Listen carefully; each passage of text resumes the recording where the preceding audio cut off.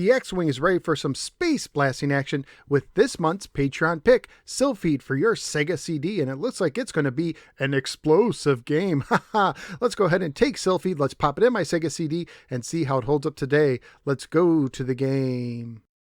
Silpheed was published by Sega and released in 1993. It is loosely based on a 1986 computer game made by Game Arts. The manual opens with the following: Destination Earth. It is the year 3076. An unmanned solar space force fleet suddenly started to attack the colony planets. The Grazon system, the central photon computer that integrates and controls the whole galaxy network on the mother planet Earth, was network jacked by an unknown terrorist group. The leader of the terrorists solemnly introduced himself as Zakalite. The survivors of the Galaxy Union and Colonial Planet's fleet assembled all their forces to strike at the Zakalite. 64 light years lay across their way to the solar system. After drastic restructuring and the addition of reinforcements to the tactical fighter spacecraft, the SA-77 Silpheed, their last resort, the remaining fleet began the counterattack. Their destination, the mother planet Earth. Silpheed is a vertically scrolling space shooter for one player only. From the options screen, you can select normal or hard difficulty, perform music and sound tests, customize the controls, and perform a polygon test. The game itself is comprised of 12 stages. For the default controls, you move your ship with the D-pad, A or C to fire your main weapon, and B to fire your optional weapon if you have enough energy, which is shown under your score. Your ship has two main weapons, one right and one left.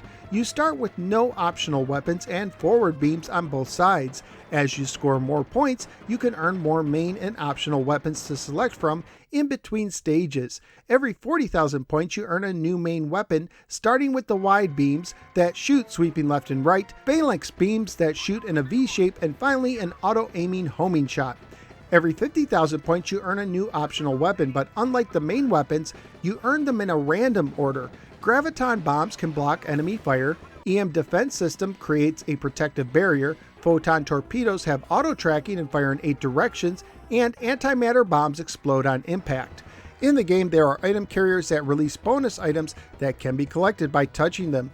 These items can give you bonus points, extra option energy, smart bombs, temporary invincibility, or shield repairs. Silpheed is a single life game with 3 continues, but you have a 6-hit shield shown in the upper right.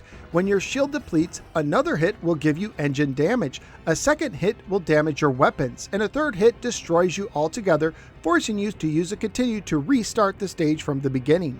Graphically speaking, not only does this game feature some nice cutscenes, but some amazing backgrounds that still hold up well today. Sound and music-wise, the sounds and soundtrack are solid, but nothing really stood out to me, other than the snooty-sounding Game Over guy. Family-friendly wise, the game received a GA rating when it was released, which would be like getting an E for everyone rating if it was released today. Currently at PriceCharting.com, the game has a value of $16 loose, $25 complete, and $38 new. So what did I think of Silpheed?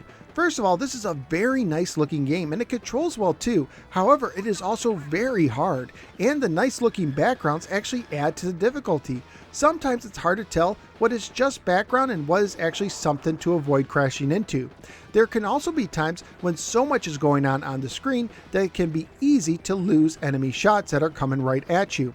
There were also times when the background steered me into an obstacle I was trying to avoid.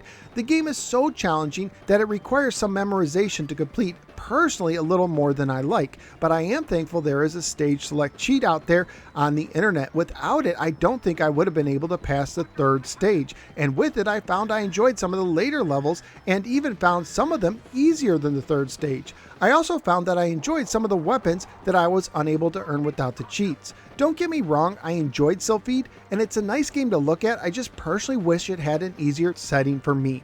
So where am I going to rank Silpheed? It's going to be close to another shooter of sorts in Star Wars Rebel Assault at 4. If I was better at shooters like Silpheed, I might rank it ahead of Rebel Assault, but since I like Star Wars and found Rebel Assault's challenge a little bit better fitting to my skills, I'm going to give Rebel Assault the edge. So out of the 11 games I've now ranked for the Sega CD, Silpheed is bringing up some polygon goodness to the 5 position. Silpheed is a nice looking game for the Sega CD, but pretty challenging. It might be a little bit above my skills, but if you enjoy tough shooters, you should check it out. But that's just my opinion. What do you think? Let me know in the comments below.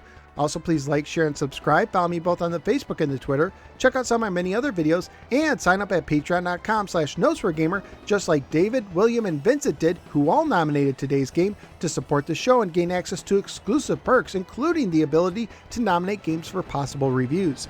Thank you for giving me a little part of your day, and I look forward to seeing you next time on the next episode of the NoseForAgamer. Take care, especially if your shields are depleted. Game over.